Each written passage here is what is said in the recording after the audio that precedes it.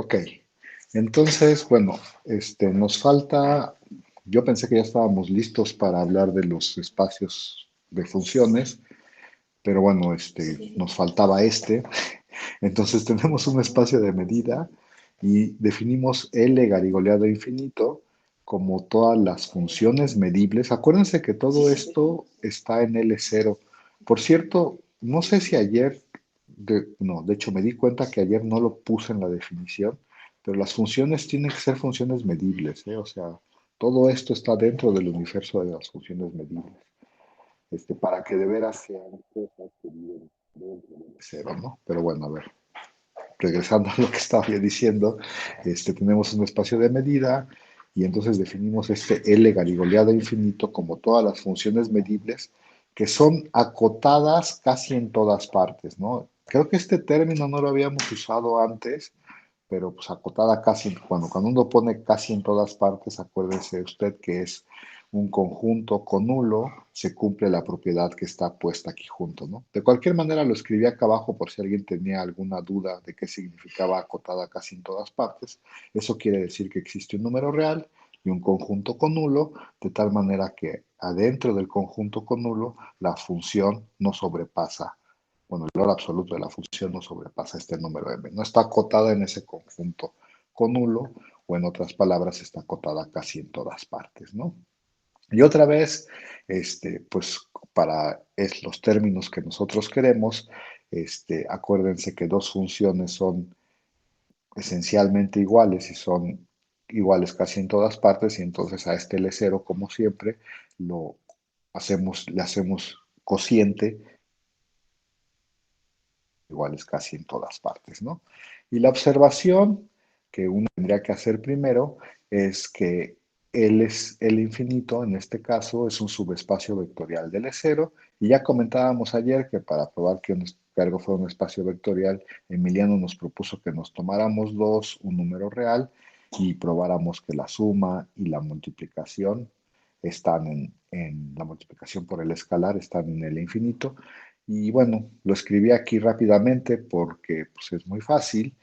Si te tomas dos que están en el infinito, esto significa que los representantes son acotadas casi en todos lados. Eso significa que existe un M1 y un M2, números reales, de tal manera que esta cosa se cumple casi en todas partes, esta desigualdad, y esta se cumple casi en todas partes.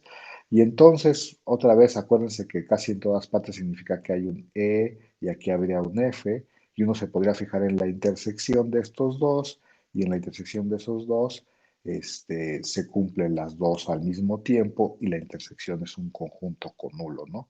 Y este es el que se usaría para decir, ah, bueno, pues fíjese usted que si ahora uno se fija en la suma, por la desigualdad del triángulo, es cierto que esto es menor o igual que la suma de los valores absolutos, y si usamos cosas en E intersección F, los que había yo dicho antes, se cumplen las dos desigualdades de arriba, y entonces en ese conjunto tendríamos que esta suma es menor o igual casi en todas partes que este M1 y M2, y eso lo que nos diría es que pues esta función está, como dije, está acotada casi en todas partes, o que vive en L infinito. Aquí me equivoqué, aquí debería decir L infinito, y bueno, eso significa que la suma está en L infinito ya cuando haces el cociente, ¿no?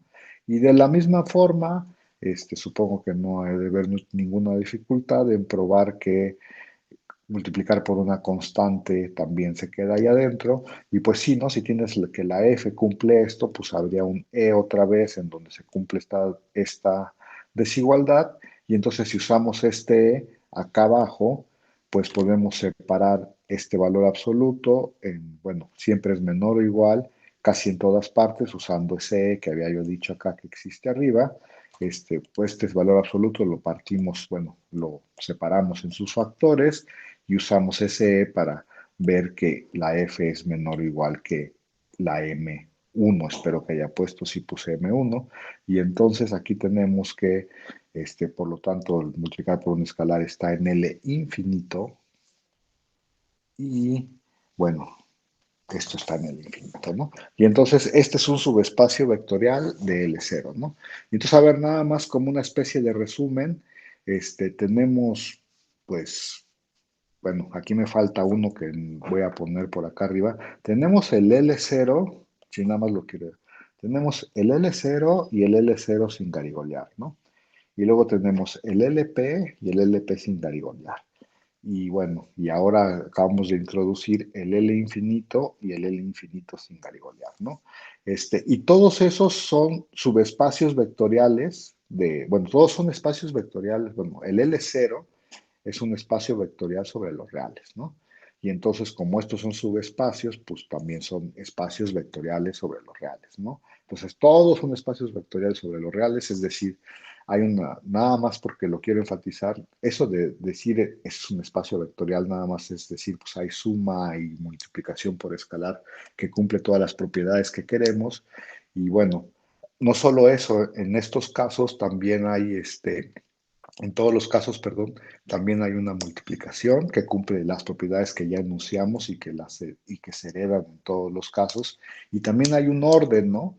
Que también ya dijimos que se cumple algunas propiedades que ya enunciamos antes y que también se heredan a todos estos subespacios. Entonces, o sea, uno diría, bueno, pues, ¿por qué estamos echando todo este choro? Estamos echando todo este choro porque, pues, estos Ls, estos espacios Ls, lo que acabamos de decir, o sea, todo lo que hicimos en las clases anteriores es para decir, pues tiene una estructura algebraica muy rica, ¿no? Suma, productos por escalares, productos, y con todas las propiedades que ya vimos, tiene una estructura algebraica muy rica.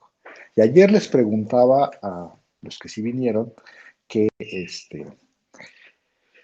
que estudiaba el análisis, ¿no? Y me contestaron que el análisis, pues, estudiaba el concepto de límite y que para poder definir el concepto de límite uno necesitaba un concepto de distancia, ¿no?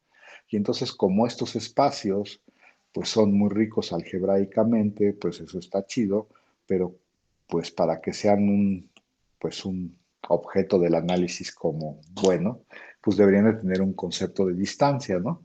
Y entonces, ayer también hablábamos de que pues el concepto de distancia venía dado por la definición de métrica. Entonces, aquí copié, nada más para recordar rápidamente, la definición de qué es una métrica.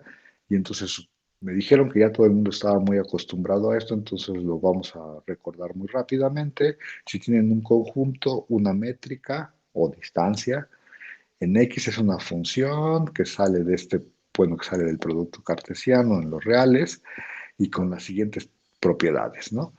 La distancia de X a Y es igual a cero si solo si X es igual a Y. Estos, Esa es la uno. La segunda es la simetría, ¿no? Le dicen algunos que la distancia de X a Y es lo mismo que la distancia de Y a X, da lo mismo. Y la última se llama la desigualdad del triángulo, ¿no? Y entonces un espacio métrico es un par donde X es un conjunto y es una métrica.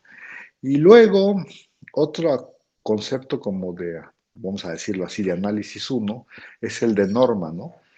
Y para definir una norma, con lo primero que tienes que empezar es con un espacio vectorial sobre los reales, ¿no? Y ya han de imaginarse hacia dónde vamos, ¿no? Ya probamos que, por ejemplo, los Ls, Ps, son espacios vectoriales sobre los reales. Entonces, empiezas con un espacio vectorial sobre los reales.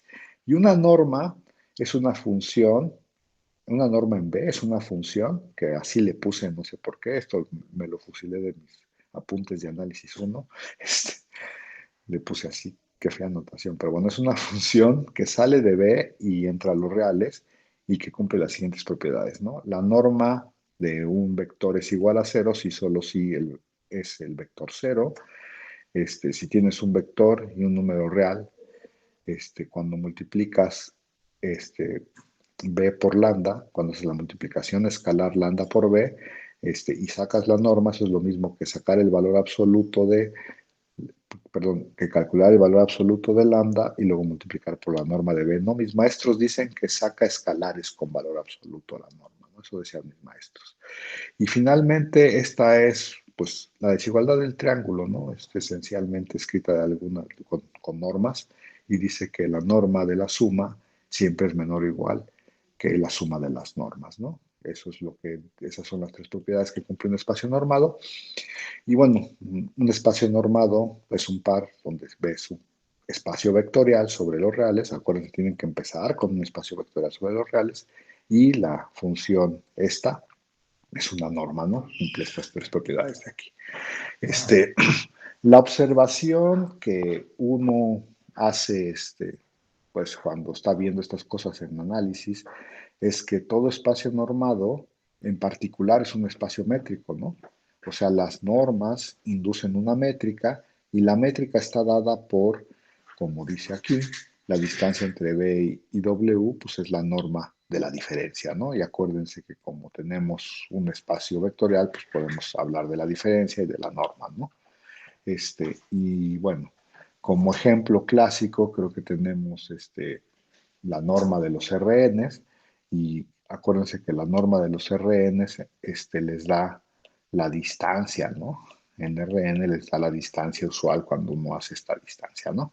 Y entonces, pues ya que uno recuerda todo eso, dice, a ver, pues ¿qué onda con los LPs? Pues los LPs tienen una buena estructura algebraica, como quiero echarles maquinaria del análisis, necesitaría yo que tuvieran una buena estructura, bueno, que tuvieran alguna estructura de distancia, y entonces uno piensa en ponerles una métrica, pero son tan bonitos que de hecho, no solo se les puede poner una métrica, ¿no? Sino se les puede poner una norma. Y si, bueno, en particular, si uno les pone una norma, lo voy a decir bien, si uno les pone una norma, en particular les está poniendo una métrica, ¿no? Y entonces ya podemos echarles toda la maquinaria del análisis. Ok. Y entonces ahora sí, ahí viene la cosa buena. Bueno, a ver, espero que todo el mundo, antes de pasar a lo siguiente, lo que tenemos que recordar, que por eso escribí todo esto de acá, es las propiedades de norma, ¿no? Y creo que sí son más o menos recordables. Cero, sí, solo sí, el vector cero. Sacas escalares con valor absoluto, esa sería la 2. Y esta siempre se puede pensar como la desigualdad del triángulo, ¿no? Entonces, supongo que está bien. Y bueno, a ver, y entonces, a ver, vamos a decir qué es lo que queremos, ¿no? Ahora sí, en nuestro contexto, queremos darle a los LPs una norma, y entonces voy a decir cuál es la norma, ¿no? Entonces la definición es la siguiente. Si te tomas un P entre 1 e infinito, sin ser infinito, acuérdense que estar en LP, no sé si se acuerdan de la definición, pero significaba que el representante, cuando le sacabas valor absoluto y lo elevabas a la P, eso era integrable, ¿no? Es decir, esto de aquí es un número real. Y entonces, por el hecho de que, o sea, la definición de estar en LP significa que esta parte de aquí del paréntesis, de dentro del paréntesis, es un número real. Y bueno, si es un número real, pues tengo derecho a sacarle, o iba a decir a sacarle raíz pésima, pero bueno, voy a decirlo, a elevar a la 1 a la, P, a la 1 entre P, pues es una operación entre números reales, y lo que obtengo es un número real, ¿no? Y entonces vamos a decir lo que queremos decir. En el caso de que tengas una P entre 1 e infinito y una función en LP, entonces uno puede definir, y voy a decirlo así, la norma P de F. Lo voy a decir así porque voy a probar en algún momento que esto es una norma, aunque todavía no lo he hecho, pero pues como sí lo voy a probar, pues lo voy a llamar así, la norma P. Y bueno, esto por definición pues es la integral el valor absoluto del representante a la P. Y entonces, a ver, las dos preguntas naturales que uno se debería de hacer en este momento es si esto está bien definido, ¿no? Y con bien definido me refiero a que si cambio yo de representante cambia la integral. Y pues no, ¿no? Porque si yo cambio de representante, o sea, si me tomo otro en la clase de F, pues como son iguales casi en todas partes, pues cuando saco valor absoluto y lo elevo a la P, pues va a seguir siendo igual a F en casi todas partes y eso me asegura que entonces las integrales son iguales y recuerden que sacar raíces, bueno, o elevar a la 1 a la p, es una función inyectiva en los números reales positivos, ¿no? Por cierto, creo que una de las observaciones que deberíamos de hacer, bueno, pero fíjese que mi definición dice que va a los reales, no dice que va a los reales positivos, pero igual no está mal hacer la siguiente observación. Este, la observación que quisiera hacer, otra observación que quisiera hacer de la definición, es que este número es mayor o igual que cero, ¿no? Siempre. Porque, pues, bueno, el valor absoluto es mayor o igual que cero. Elevar a la p no cambia el signo, porque el p está entre 1 y infinito. No, elevar a la p no cambia el signo, ajá. Y entonces, integrar una función mayor o igual que cero siempre te da mayor o igual que cero y sacar la raíz pésima o elevar a la 1 a la p, pues siempre te da un número mayor o igual que cero, ¿no? Bueno, entonces este número es un número no negativo, ¿no? Siempre es mayor o igual que cero. Y está bien definido, ya dije, no depende del representante, y entonces en realidad lo que sí tengo es a cada elemento de LP le estoy asignando un número real, ¿no? Positivo, digo, no negativo, de hecho, ¿no? Bueno, esa es la primera definición. Y bueno, si P es infinito, y te tomas a alguien en L infinito, entonces uno puede definir la siguiente norma, ¿no? Que se dice la norma infinito, se llama. Así la voy a llamar. ¿Cómo se define? Pues se define como el ínfimo de las cotas, o de las cotas, ay, ¿cómo se dirá eso? De las casi cotas, no sé, de las cotas en todas partes, en casi todas partes de la F, ¿no? O sea, acuérdense que el hecho de que, bueno, voy a tratar de hacer las mismas observaciones acerca de estos números, que de verdad son números reales, y entonces uno empezaría diciendo, bueno, el hecho de que f esté en el infinito, pues te asegura que sí está acotada, ¿no? En casi todas partes. Y entonces eso te asegura que este conjunto es no vacío, ¿no? Y como este conjunto es no vacío, pues va a tener ínfimo, ¿no? Porque siempre es acotado, ¿cómo se dice? Inferiormente, porque fíjese que me estoy fijando en todos los mayores que cero, ¿no? Todas las cotas mayores iguales que cero. Por definición, el conjunto está acotado inferiormente por el cero, y ya dije que es no vacío, entonces el ínfimo sí existe. Y bueno, también habría que notar que esta cosa está bien definida, y bien definida en el sentido de que si me tomo otro representante, pues se va a seguir cumpliendo que el ínfimo es, ¿cómo se llama? Ay, bueno, que el ínfimo es el mismo, ¿no? Y sí, ¿no? Porque si tomas otro representante de la misma clase, pues dirías, a ver, bueno, le sacas su, le sacas su norma, y entonces tendrías que sacarle el ínfimo, aquí con el valor absoluto de g en lugar de f, ¿no? Pero lo que hay que notar es que si un número está en el de arriba, pues está en el de abajo, ¿no? Porque como estas son iguales casi en todas partes, y bueno, si algo es con valor absoluto menor o igual que casi en todas partes, pues aquí habría un E, aquí habría un F, y luego habría un H que hace, que hace que hace que estas sean iguales en casi en todas partes, F y G, y entonces si uno se toma la intersección de todos esos, los números que están en el de arriba también estarían en el de abajo. No sé si quieren que diga algo más al respecto, pero lo único que quiero decir es que estos números están bien definidos, es decir, de verdad son números reales, no dependen del representante, y, y existen, ¿no? O sea, sí están bien definidas estas funciones. Y por supuesto, pues lo que uno quisiera seguir a hacer en este momento es decir, pues pues yo me imagino que les pusimos así esta notación, pues porque van a ser normas, ¿no? Y entonces, a ver, a lo mejor habría que hacer un par, bueno, entonces regresamos a lo de la norma. ¿Son espacios vectoriales los LP? Sí, ya tenemos esta parte, ¿no? Así son espacios vectoriales sobre los reales. La función ya la acabamos de definir, la función esta norma, la acabamos de definir, si es una función que sale del espacio vectorial y entra a los reales.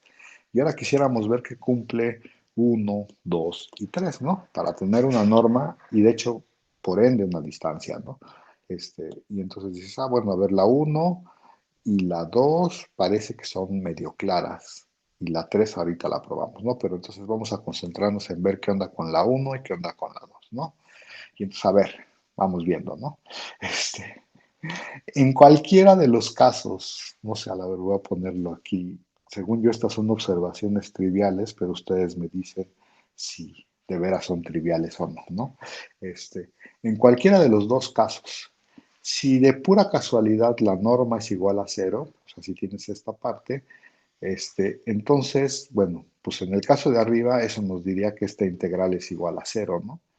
Y como es una integral, pues, de una función que es positiva, pues la única manera que la integral sea igual a cero, pues es que la función sea igual a cero en casi todas partes, y entonces tendríamos que f es, es exactamente la constante cero, ¿no?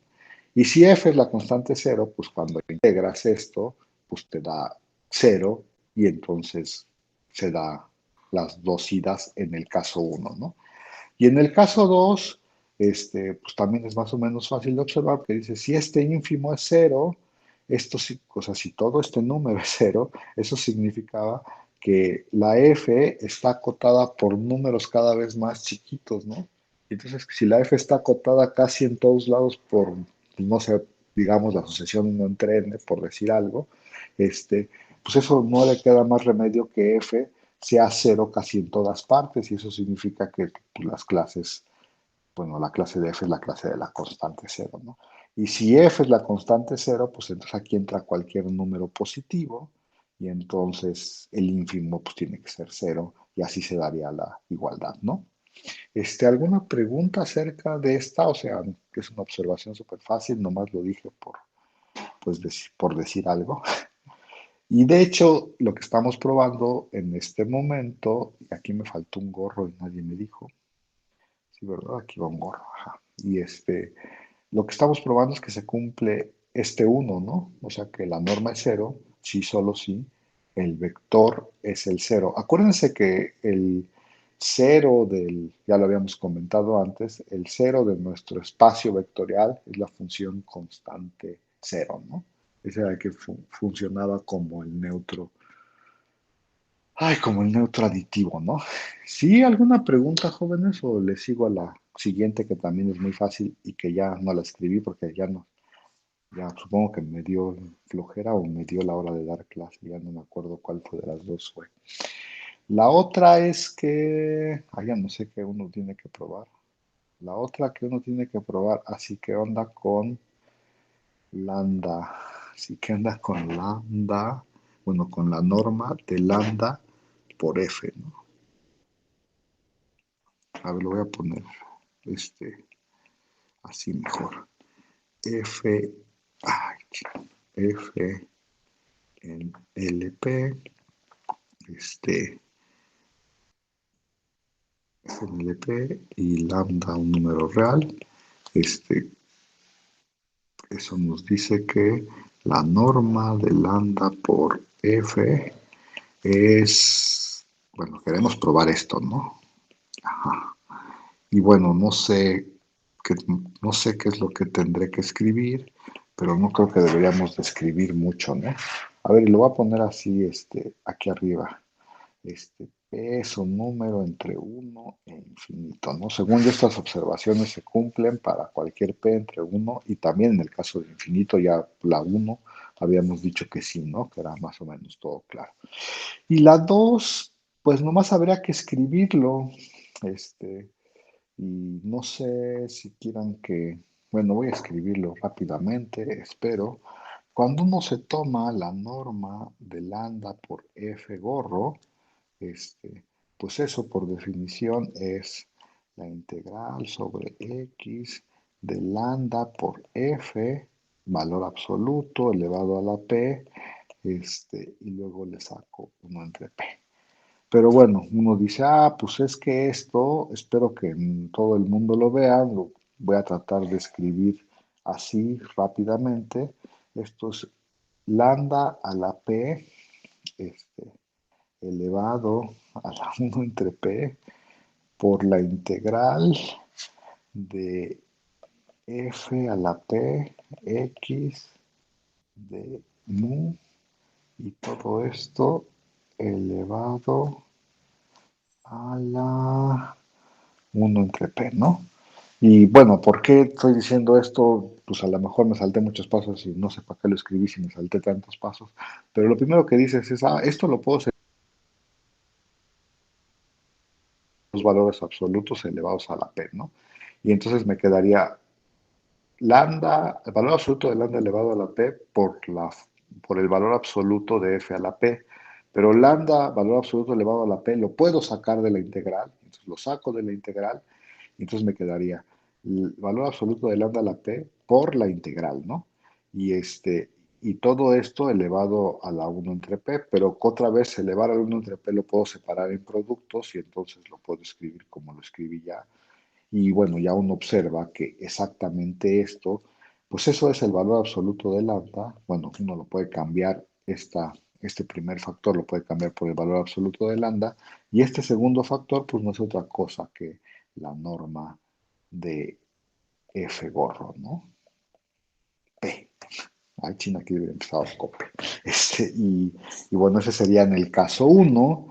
Y en el caso 2 pues lo que uno tiene que hacer es otra vez poner lambda aquí. Lo voy a decir rápido, poner lambda aquí. Y entonces diría, bueno, pues es el ínfimo de poner lambda aquí. Uno lo puede separar, separar este valor absoluto. Y entonces es un valor absoluto y de, pues sale del conjunto porque, bueno, este, ¿qué quieren que hagamos, jóvenes? Díganme. De hecho, se les va a dejar. Esto sería uno menor o igual que, ay, ¿qué voy a escribir bien?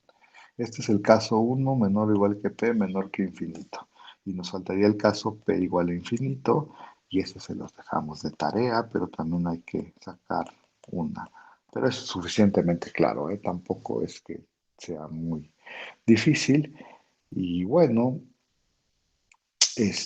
entonces lo que estamos diciendo es que, pues, casi trivialmente, esta función que acabamos de definir en la siguiente página cumple la propiedad uno y cumple la propiedad 2, ¿no? Entonces, lo único que nos falta para probar que es una norma, pues es que cumple la desigualdad del triángulo. Y entonces, ¿cómo ven, jóvenes? ¿Ustedes creen que se cumple la desigualdad del triángulo o no? Pues yo digo que sí. ¿Y cómo se hace eso? ¿Y cómo se hace eso? Mm,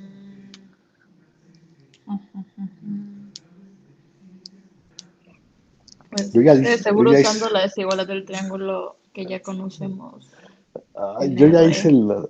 todas las observaciones fáciles, falta la única difícil. Pues, supongo que ya han de estar, ay, no sé si han oído hablar de eso, de la desigualdad de Minkowski, de la desigualdad de Holder y a lo mejor de la de Young.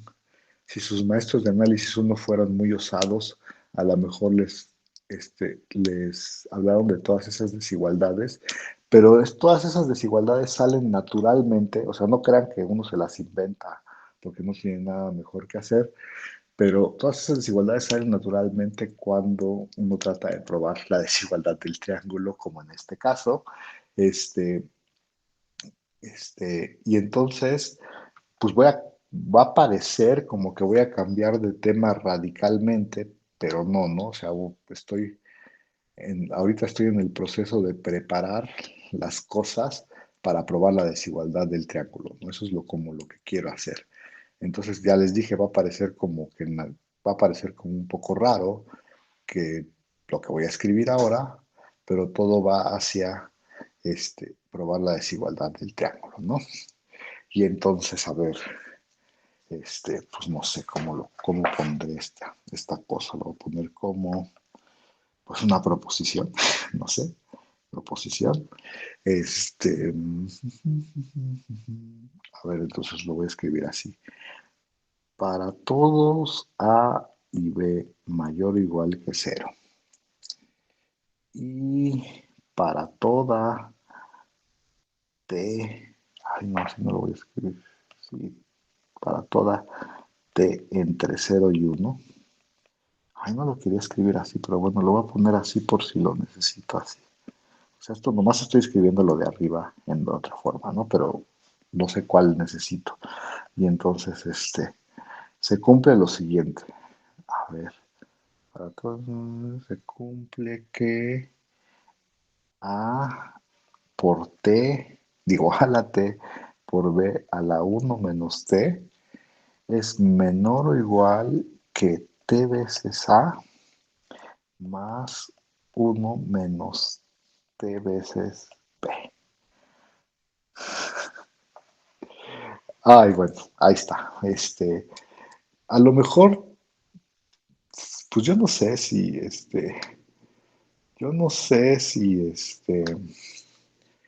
va a sonar muy raro cuando diga, pues eso es cierto. Y eso, pues se ve en... por cierto, todos son números reales, ¿eh? Supongo que se entiende del contexto, pero, este, o sea, uno ve esto y dice, pues, ¿y de qué me está hablando, no? ¿Qué onda? ¿Qué es todo eso? No crean que, pues que ya no sé qué tan bueno fue su curso de análisis uno, pero lo único que está diciendo aquí es que el logaritmo es una función convexa, ¿eh? Eso es lo que dice esta desigualdad que pareciera como rara, pero lo único que dice es que el logaritmo es una función convexa y no quiero entrar en detalles acerca de eso porque creo que no son importantes para esta clase, pero bueno, ¿cómo se prueba una cosa de este estilo, jóvenes? ¿Alguien sabe? Creo que sí tuvieron un mal curso de análisis, ¿eh?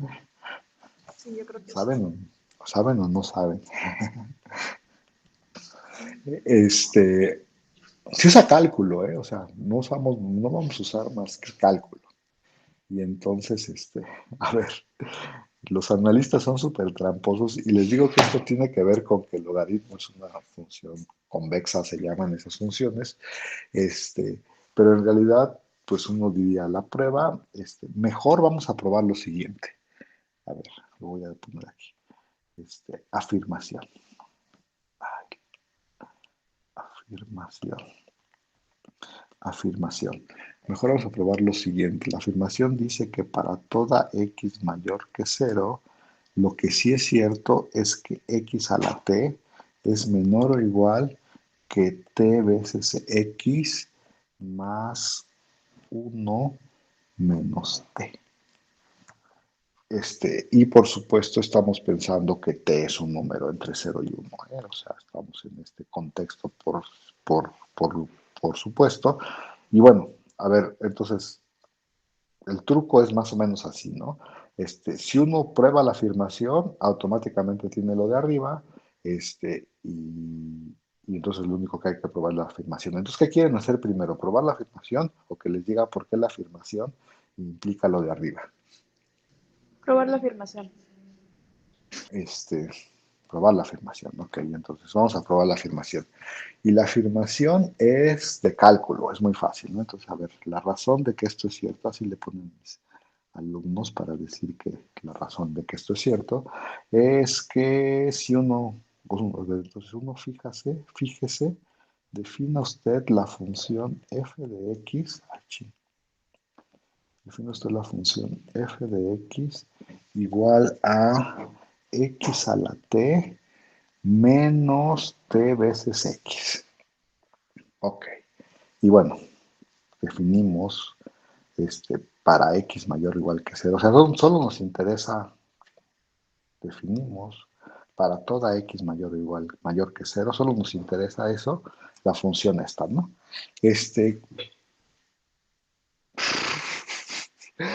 ¿Cuál es su derivada, jóvenes? Nomás para que hagan algo, digo. ¿Cuál es la derivada de esa función? Bueno, esta función es derivable, ¿no? Es un polinomio, de hecho, entonces es derivable. ¿Cuál es su derivada? T veces x a la t menos 1 Ajá. menos T. Ese es X Ah, no, a la T menos. menos Espera, 1 estamos derivando. respecto a X, sí. Acuérdate que T Ujú. es un número fijo, Ah, sí, claro. la función se mueve con respecto a X, ¿no? O sea, sí, la que se mueve es la X, T es un número entre 0 y 1. Y me dijiste menos T, ¿verdad? Ujú. T menos T. Y entonces yo quiero probar cierta desigualdad, ¿no? Esta desigualdad que está acá arriba. Y el truco es observar, este, a ver, no sé qué es lo que primero que quiero observar. Este, ajá. A ver, no me la estoy sacando de la manga, ¿eh? A ver, es que a lo mejor debería de haber dicho todo esto antes. Este, fíjense que esta función que está escrita aquí nomás es cuando pasé este del otro lado, ¿no? O sea, xt menos tx menor o igual que 1 menos t, ¿no? Y entonces yo quiero ver que la función, o sea, esta la pasé del otro lado y con eso obtuve esta, ¿no? Y entonces yo quisiera ver que la función es menor o igual que 1 menos t, ¿no? Sí está bien, o sea, eso es como lo que yo quisiera probar, ¿no? Que la función es menor o igual que 1 menos t. Sí, ahí está más o menos claro eso que acabo de decir. O sea, eso es lo que quiero probar, Sí, sí. ¿no? Pero quiero hacer la siguiente observación. Fíjese usted cuánto es f de 1. Por cierto, 1 sí está en el dominio, ¿eh? Porque las x son mayores que 0. ¿Cuánto es f de 1? Pues f de Uno 1, menos si uno P. se fija, es 1 menos t, ¿no? Y entonces lo que acabo de escribir hace rato, que ya se borró, para probar la desigualdad de arriba, pues lo que estoy tratando de probar es que f de x es menor o igual que f de 1, ¿no? ¿Sí? O sea, ya traducido, este, esa sería lo que estoy tratando de probar, ¿no? Y entonces lo único que tengo que hacer es ver la relación entre bueno, la función evaluada en X y la función evaluada en 1, ¿no? Entonces, nada más para poner un dibujo y para que yo no me confunda, porque ya sé que ustedes sí se confunden, digo, perdón, que ustedes nunca se confunden. Bueno, todo está definido más grande que el cero. No sé si poner el cero, pero ya lo puse, entonces ya lo voy a dejar ahí. Por ahí está uno, y entonces lo que yo quisiera saber, o sea, quiero comparar f de x con f de 1, ¿no? Eso es lo que quiero hacer. Y entonces, para comparar, y bueno, ¿y por qué estoy usando la derivada? Uno se diría, bueno, ¿y por qué está este señor usando la derivada? Ah, pues porque la derivada me dice si la función es creciente o decreciente, ¿no? Y entonces, fíjense que si yo quiero comparar, bueno, acuérdense que yo lo que quisiera, lo voy a escribir una vez más por acá, a lo mejor lo debería yo de dejar ya sin borrar, ¿no? O sea, lo que uno quiere demostrar es que f de x es menor o igual que f de 1, ¿no? Eso es lo que uno quisiera demostrar para acabar ya con esto, ¿no? Entonces dices, bueno, ¿por qué calculó la derivada? Ah, porque la derivada te dice si la función es creciente o decreciente, ¿no?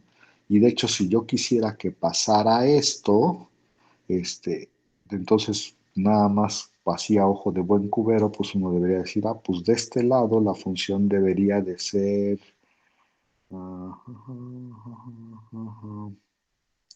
Ay, ya no sé cómo debería de ser. f de 1 debería de ser así, ¿no? Creciente para que f de x sea más grande que f de 1 y luego debería de ser decreciente, ¿no? Sí, está bien o no, jóvenes. Y entonces yo quisiera saber, y de hecho en uno debería de tener como un punto máximo local, ¿no? Y si todo eso pasara, pues tendría esto, creo, sí, ¿no? Y ya, ¿no? ¿Sí se entiende la cosa, jóvenes, o no? Ya nada más me tienen que decir, y sí es cierto lo que acabo, o sea, sí es cierto lo que uno dice, pues para checarlo, pues uno toma la derivada y se fija qué pasa antes del uno y qué pasa con la derivada después del uno, ya podría concluir, ¿no? Y entonces ahora sí, les pregunto, ¿qué pasa con la derivada de esa función antes del uno? ¿Si es positiva o es negativa?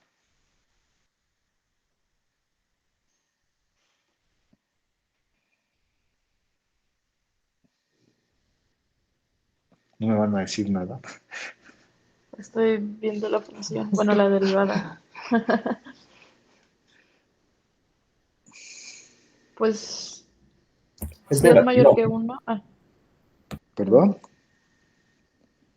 Dinos, dinos, Emiliano, nos ibas a decir algo, ¿no? Es negativa, ¿no? ¿En dónde? A ver. Es que, pues, como, o sea, lo que acabamos de decir es que como que debe de comportarse de cierta manera, ¿no? Y entonces, pues sí habría que probar que, pues, de veras lo que queremos es lo que, o sea, según me acuerdo, dije que tenía que ser así, ¿no? Como en el dibujo. Y entonces, pues, para que esto pase, aquí tendría que ser positiva, ¿no? La derivada, y aquí tendría que ser negativa, ¿sí o no? Entonces sí habría que checar que para números entre 0 y 1 la derivada sea positiva y para números mayores que 1 la derivada sea negativa, ¿no? Sí. Y no sé si Emiliano nos iba a decir eso o no. Es que me confunde un poco los exponentes. Ah, a mí también, entonces Se llaman, o sea, como que no déjame son hacer enteros. déjame hacer una observación, ¿va? A lo mejor sí te confunde, a mí también me confunden un poco los exponentes, pero una observación importante es, sí, no sé si ponerle de algún color o no. Por eso me estoy tardando tanto en hacer la observación. Yo Según yo, ahorita la voy a después de poner uno es negativa. de algún color. Mira, a ver, una cosa, una observación importante es que si uno recuerda, t estaba entre 0 y 1, ¿no? Entonces, t-1 es un exponente ¿de qué forma?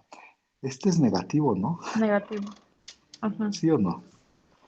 Perdón, ajá. ahora sí dinos, Emiliano, es que como a Marcela le hacían, los exponentes le hacían caras, quise decirle que ese es negativo. Según yo, después de uno debe ser negativo. Después de 1 debe de ser negativo como queremos, ¿verdad? ¿Y eso por qué? O sea, ¿nos vas a decir alguna razón o nomás nos vas a decir yo creo? Es pregunta, Yo ¿eh? digo que se ve, ¿no? Yo digo que se ve. A ver, vamos a tratar de Pues, hacer alguno, ¿no? A ver, dinos, Marcela, ¿nos ibas a decir una razón? ajá, que si X es mayor que uno, Ajá. entonces, Si X es mayor que ah, 1, mayor, ¿verdad? Dijiste estrictamente mayor que 1. ajá, Yo X a solo la poniendo. T menos uno es mayor que uno. Ese es negativo. X a la T menos 1, ¿por qué? Mm, algo me lo No, dice. No sé, como que sí pienso así en las gráficas, pero X a la T menos uno, es que eso de andar trabajando con exponentes negativos está feo, ¿no? Ah, entonces vamos a Es hacerlo al así. revés, ¿no? Si X es mayor que uno, A entonces ver, X. A querían ver, hacer el caso mayor que 1, ¿no? Entonces vamos a concentrarnos primero en el caso mayor que 1, ¿va? Y entonces, ajá, si X es mayor que 1, entonces 1 entre X es más grande que 1, ¿no? ¿Sí o no? Y entonces aquí ajá, ya le puedo, esto lo puedo elevar aquí, no sé cómo ponerlo, elevo a la 1 - t, que este ya es un exponente positivo, ¿no? Entonces, como el exponente es positivo y esta desigualdad se cumple, entonces tú tienes que 1 es menor o igual, bueno, menor estricto, perdón, que 1 entre x a la 1 - t, ¿no? O sea, eso es elevar a la 1 - t de ambos lados y la desigualdad sigue siendo cierta. Así está, ahí vamos más o menos. ajá. Y luego multiplicamos por t, ¿no? Luego multiplicamos por t, sí, exacto. Por t a ambos lados, ¿no? Entonces decimos, y como t es un número entre 0 y 1, que eso es una parte importante, la desigualdad sigue sin afectarse, ¿no? Entonces t es menor o igual que t por x a la 1 - t, ¿no? Y entonces me dice, ay, pero no seas payaso, esto se puede escribir como tx a la t-1, ¿no? Que eso ya tengo lo que quería, ¿no? Porque si paso ahora del otro lado, tengo que 0 es menor que, ya se me olvidó, que tx a la t-1 menos t, ¿no? Que es la derivada, ¿no? Entonces empecé con que x era más grande que 1 y terminé con que esto era positivo.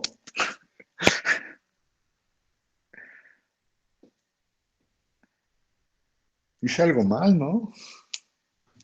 Ah, ¿No quería yo que fuera negativo? Sí, sí, ¿no? creo Quería yo que que fuera sí, negativo. hubo algo raro que ¿Qué pasó. hice mal? Ah, es que está Ah, mala desigualdad, ¿ya sí, vieron? en Ustedes realidad en no el me dicen multiplicar queda nada. que esa cosa es menor que t. Sí, a ver, Ajá. espérenme ¿dónde lo hice mal? O sea, Aquí en la dije, penúltima línea, como que... Ah, no es no, cierto. de hecho Como que ese hice mal igual desde estuvo raro, arriba, ¿no? ¿no? O sea, A ver, como que pero en la es penúltima no, línea hay un igual que hace como algo este sí es extraño igual. ahí. Ay, ching, quién sabe, ya estoy borrando Ah, sí cosas. es cierto. Mm, Ah, Ay, quién sabe qué hice ahora, me pasé a mi curso de análisis uno, perdón, ya. Esto sí está bien, ¿no?